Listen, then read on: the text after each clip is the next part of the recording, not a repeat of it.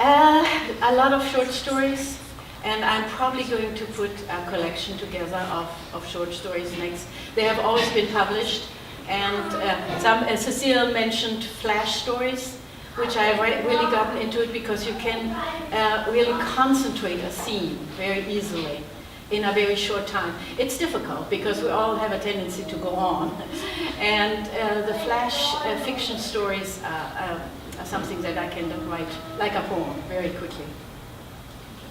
Fiction means not real. Fiction? Well, it's very, very good question. Fiction is both sometimes real and not real. We all, like you experience eating now your fruit, that's real. And we could also use our imagination and think about the fruit that you have on your plate.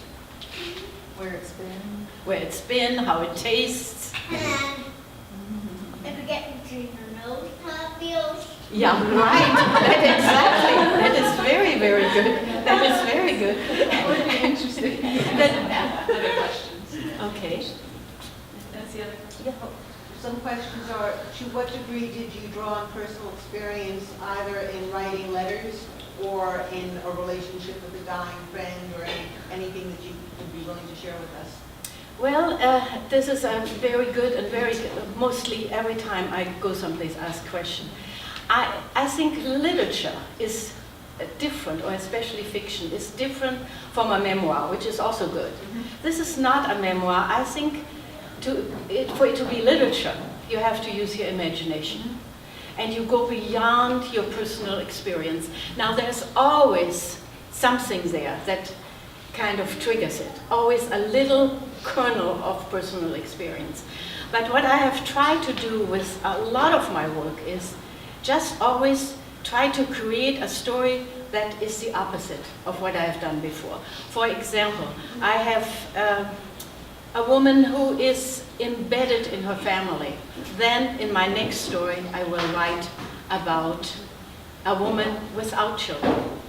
I write about relationships between a man and a woman. I write about relationships between two men. I mean, everything that I haven't done before. So I need to use, now, of course, there's often a friend or there's an incident in my life that will trigger me to think about that. But I'm very, very much not your, it's okay, sweetie. It's, you know, not that I disparage just plain telling a story, but for it to be literature, you have to go beyond that. You mentioned trigger twice. Yeah. And just to tie into the question, any particular triggers? What prompted you to do this particular book? Again, there are many triggers, and we can talk about some of them without giving the plot away. But one trigger was when I was a teenager in Germany. We were all kind of gone with the wind, was in the air and in the movie houses. We all went there. And Clark Gable became kind of a hero.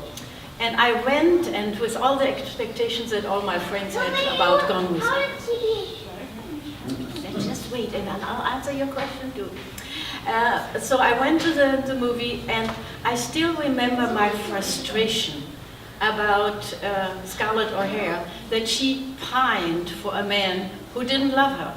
Oh, and the Red Butler, who was there, who loved her, she missed his love and missed nearly her whole life because she was thinking of somebody who would not return her love.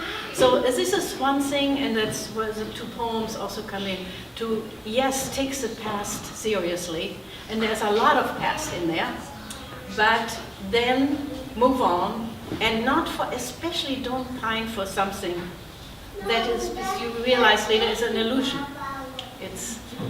And coming actually back to your question, there is history in it, but in this particular one, I have taken the situation, again, kind of coming up here by our political system, what it is like in Germany after the war when all the refugees from the east came flooding into the west. How did the people react? And before that in a book, I had written at length what it is like to be a refugee, come fleeing the Russian armies and coming to the west. So again, your question, I try to change it around. And then you can, of course, people who know me will know which is closer to my own experience. Like me, I'm your son. Grandson. Grandson, my beloved grandson. Like me, I'm your son.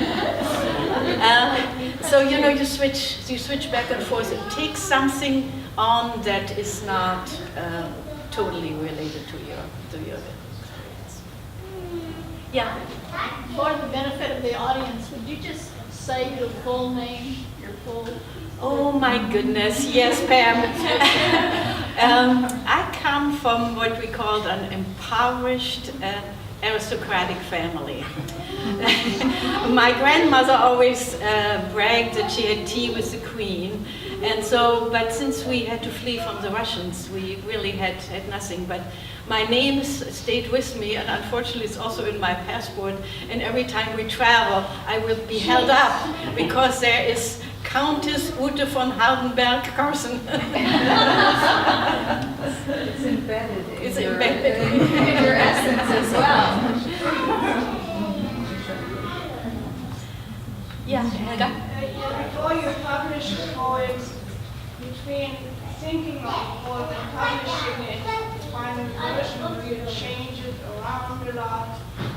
Like, you know, sometimes somebody might write a poem and then 2 years later you change it, but once you publish you can't do it anymore. Do you also change? Very interesting. No, I don't. I have, of course, my beloved family who know my work better, and I take their suggestions very, very seriously. And so I do change. If they read it and say, Mom, that doesn't make sense, I go back and change it.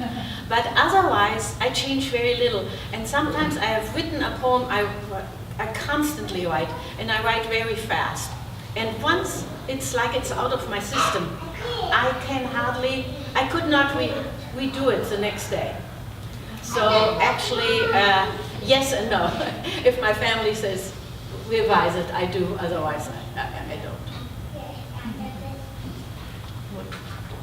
Yeah.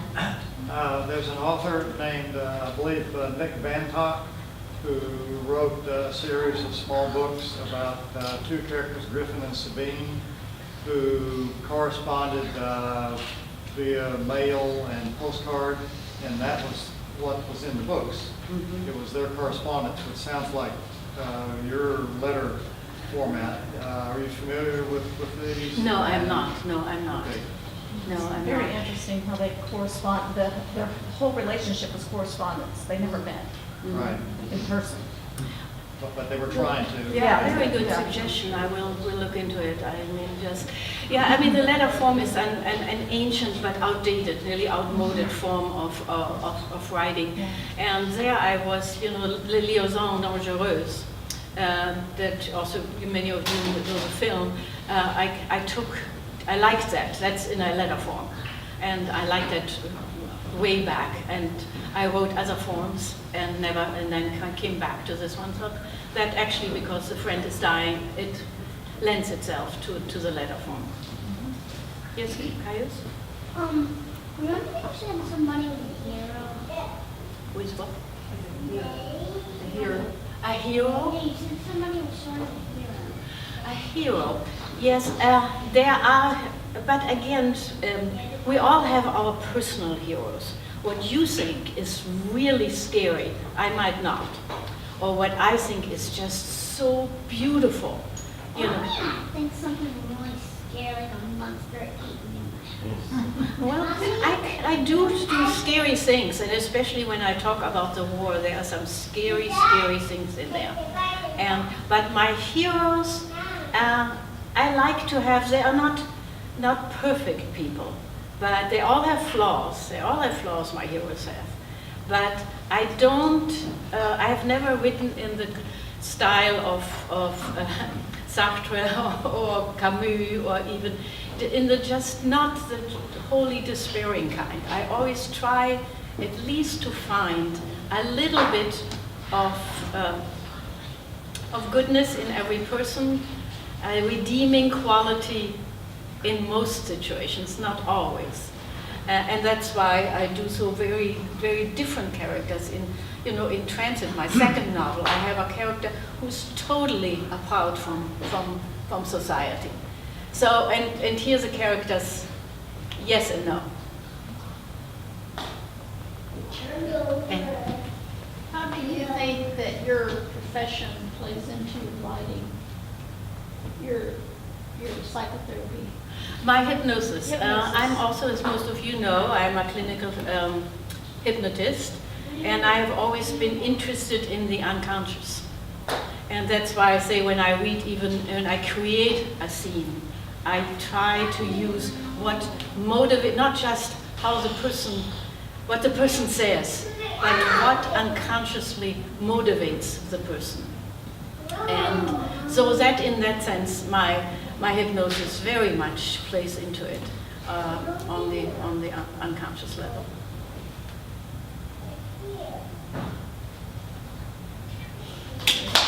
Well, yeah.